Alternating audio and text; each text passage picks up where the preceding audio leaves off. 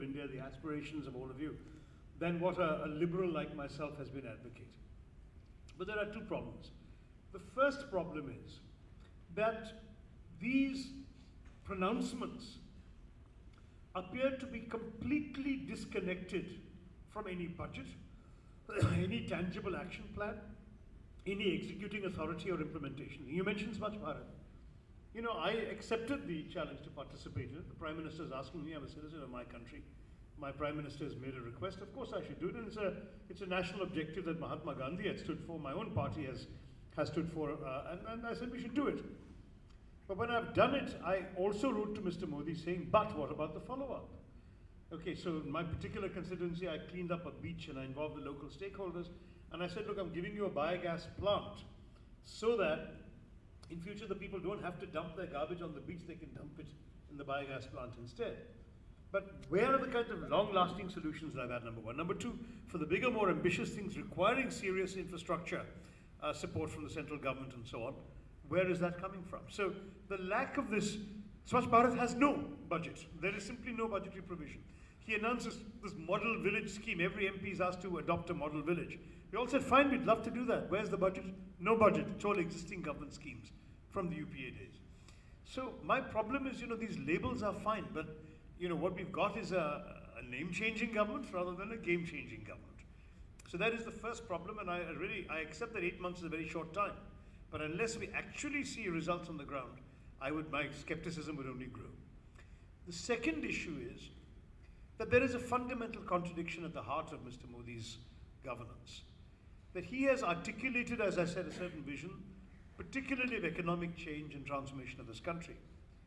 But to fulfill that vision, he is dependent on the political support of people who are the antithesis of that vision. So you articulate liberal policies and objectives. You talk about more foreign direct investment and opening up the economy and privileging growth and so on. But to win every state election, and in our system, as you know, you have elections every few months. Since Mr. Modi came to power, he's had elections in Maharashtra and Haryana once, then he had Jammu and Kashmir and Jharkhand, now he has Delhi coming up. So with one thing after another, who does he need to win those elections?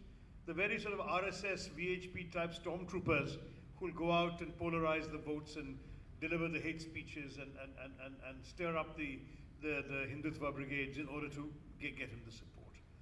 And the result is what? That the other objective gets undermined. First of all, you get the backs up of all those who don't share this agenda, so they try and block your other work.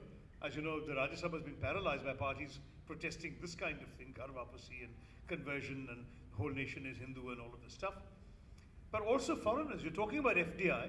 I've written an article a couple of weeks ago quoting a letter received from a European investor who had a $250 million investment to bring in and who was willing to have his name quoted, saying, I am a German. I'm reading in my German papers about churches being burned and India becoming a Hindu nation. Why should I bring my money to India? There's so many other places competing for the same money. Why would Arab Muslims who have tremendous investable surpluses come to an India where Muslims are made to feel unwelcome? So it becomes extremely important for Mr. Modi's own objectives that he get these people who are undermining his objectives to stop their excesses. But the problem is, the fundamental contradiction is he needs them to win elections. So it actually means that he has chosen the wrong vehicle. It's difficult to ride a liberal set of policies on the backs of people who are fundamentally illiberal. I mean, you read the RSS's views on everything, on caste, on religion, on gender, on what's appropriate for girls to wear or go out. You name any issue, their views are profoundly illiberal. And you're not going to be able to pursue them. They're even against foreign investment. They've talked about, I mean, the RSS element, the Swadeshi Jagrana Manch elements, all of these people, they're not there to facilitate the kind of liberal economic agenda Mr. Modi talks about. So how does he fulfill these objectives with these means? So these are my fundamental concerns. I will start off by stressing, or rather I will end up, by stressing that 8 months is a short time. And when I wrote the book, I wrote 200 days because that's when I finished the manuscript and sent it off. But the fact is that these are what he needs to fix if he's going to win over the skeptics in the educated middle class in this country, because I'm sure that all of us want him to succeed. I've said privately to many friends, look, if Mr. Modi succeeds and India gets better, I'm an Indian, I'm happy. If Mr. Modi fails, I'm a congressman, I'm happy. So I win either way. That's true of all of you. Thank you very much.